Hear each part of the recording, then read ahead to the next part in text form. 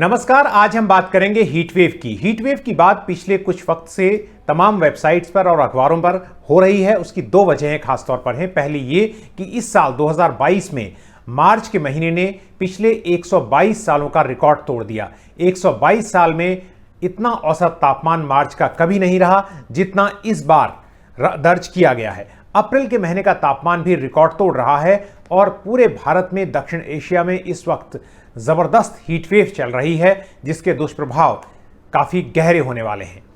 इसके अलावा एक वजह और है जो जलवायु परिवर्तन पर संयुक्त राष्ट्र के वैज्ञानिकों का पैनल है, जिसे हम आईपीसीसी कहते हैं। आईपीसीसी की छठी आकलन रिपोर्ट के आखिरी हिस्से में भी अब स्पष्ट रूप से कहा गया है कि हीट वेव जो है वो जलवायु परिवर्तन का एक बहुत बड़ा इंडिकेटर है, बहुत स्पष्ट इंडिकेटर है और भारत जैसे देशों के लिए उसका बड़ा खतरा है।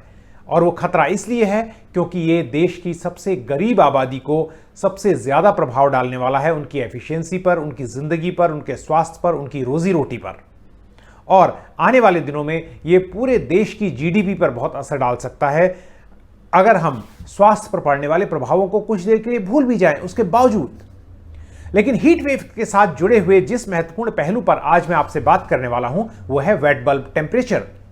शायद आपने वेट बल्ब टेम्परेचर पहले ना सुना हो बहुत सारे लोगों ने, लेकिन इन दिनों उसकी काफी जिक्र हो रहा है वेट बल्ब टेम्परेचर का। और उसका कारण यह है कि पिछले एक दशक में वैज्ञानिकों ने इस शब्द पर, इस पहलू पर, जलवायु परिवर्तन से, हीट वेव से जुड़े काफी चर्चा की है। तो आखिर ये वेट बल्ब टेम्परेचर क्या है और इसका महत्व क्या है?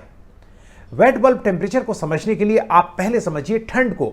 जब ठंड होती है तो एक तापमान होता है और अगर उस समय बर्फीली हवाएं चल रही हो, आप किसी पहाड़ी इलाके में हो, तो वो तापमान जितना है उससे कहीं कम आपको महसूस होता है। यानी अगर आप 2 डिग्री तापमान पर हैं और तेज बर्फीली हवाएं चल रही हैं तो हो सकता है आपको तापमान 0 डिग्री महसूस हो। इसे हम विंड चिल इंपैक्ट कहते हैं या विंड चिल इफेक्ट कहते हैं। इसी तरह से गर्मी के साथ जुड़ी हुई महत्वपूर्ण चीज है ह्यूमिडिटी। इसीलिए समाचारों में जब आपको तापमान बताया जाता है तो उसके साथ उसकी वातावरण की ह्यूमिडिटी भी बताई जाती है। ह्यूमिडिटी जितनी ज्यादा होगी आपका शरीर उतना कम, उसको इतनी मुश्किल होगी अपने आप को ठंडा करने में। क्यों? क्योंकि शरीर को ठंडा करने की जो अपनी नैसर्गिक प्रक्रिया है उसमें आपकी त्वचा से पसीना निकलता है, पर्सपिरेशन होता है और इवेपोरेट होता है वो पसीना, तो उससे आपकी बॉडी का तापमान नियंत्रित रहता है। लेकिन अगर ह्यूमिडिटी बढ़ती जाए तो उसके बाद शरीर को अपने को ठंडा करना मुश्किल हो जाता है। इसीलिए कोस्टल इलाकों में आप तापमान कम होने के बावजूद ह्यूमिडिटी के कारण बहुत डिस्कंफर्ट महसूस करते हैं। तो वेट बल्ब टेम्परेचर इसी के आसपास है। वेट बल्ब टेम्परेचर क्या है यह समझाने के लिए मैं 1-2 आर्टिकल, जिसमें एक नासा वेबसाइट से लिया गया आर्टिकल भी है, आपके साथ शेयर कर रहा हूं। आप उसके बारे में ज्यादा यहां पढ़ सकते हैं। लेकिन मैं संक्षेप में वेट बल्ब टेम्परेचर क्या है अगर कोई आपसे पूछे और आप बता सकें और आप खुद समझ सकें, इसलिए यहां पर बताने की कोशिश करता हूं। तो आगे बढ़ने से पहले इसे समझने के लिए जरूरी है समझना हीट इंडेक्स। हीट इंडेक्स जो है वो तापमान और ह्यूमिडिटी का एक कैलकुलेशन होता है जिससे पता चलता है कि हीट स्ट्रेस कितना है, आपको हीट कितनी महसूस हो रही है। अब अगर आप एक थर्मामीटर लें और उसे हवा में तापमान नापे तो उसे हम ड्राई बल्ब टेम्परेचर कहते हैं। ड्राई बल्ब टेम्परेचर सामान्य तापमान है जो हम दर्ज करते हैं। लेकिन अगर उसी थर्मामीटर को हम गीले कपड़े से, जो कि सापेक्ष, जिसकी नमी यानी रिलेटिव ह्यूमिडिटी जिसकी 100% हो, उसको लेकर अगर हम ढककर उससे तापमान नापे तो हमें मिलेगा wet bulb temperature. Wet bulb temperature हमेशा ड्राई बल्ब टेम्परेचर से कम होगा।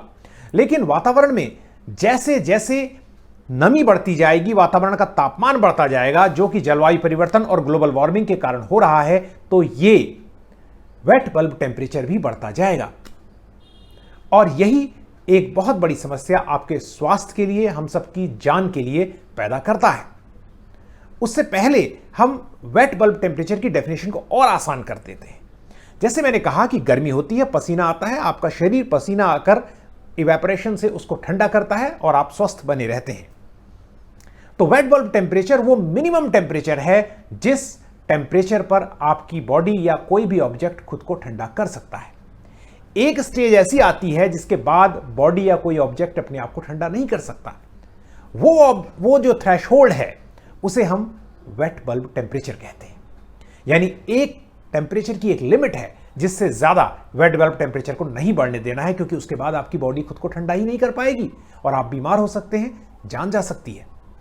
तो इसीलिए ये वैज्ञानिकों ने माना है कि 32 डिग्री सेल्सियस एक ऐसा कट ऑफ है जिसके ऊपर डेंजर है, यानी खतरा है, उसे कहा जाता है डेंजरस। लेकिन अगर 34, 35 डिग्री या उससे अधिक वेट बल्ब टेम्परेचर हो तो उसे फेटल कहा जाता है, यानी वो जानलेवा है। इसी से जुड़ी एक महत्वपूर्ण बात यह है कि टाइम ऑफ एक्सपोजर, कितना देर आप इस वेट बल्ब टेम्परेचर पर हैं जो आपके लिए खतरनाक है।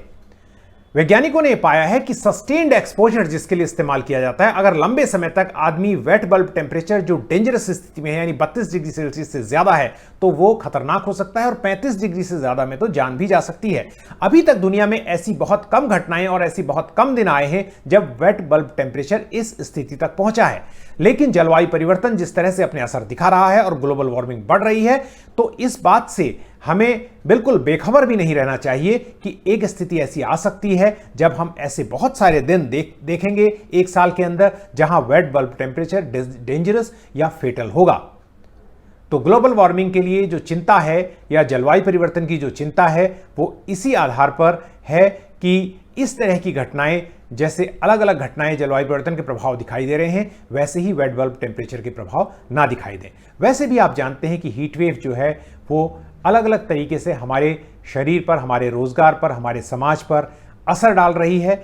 और अगर वेट बल्ब टेम्परेचर का फिनोमेना बढ़ता है, वेट बल्ब टेम्परेचर बढ़ता है, और ये जो अभी तक खुशकिस्मती से एक बहुत ही अपवाद ही बना रहा है, अगर ये सामान्य बात होने लगती है तो फिर मानवता के लिए वाकई खतरा होगा। आपको ये वीडियो कैसा लगा? अगर अच्छा लगा तो आप इसे लाइक कीजिए, शेयर कीजिए, लोगों को बताइए, और पर्यावरण और जलवायु परिवर्तन, क्लाइमेट चेंज, ग्लोबल वार्मिंग के बारे में जानकारियां आपस में शेयर कीजिए, हमारे साथ भी शेयर कीजिए, कमेंट लिखिए और बताइए कि आपको कैसा लगा।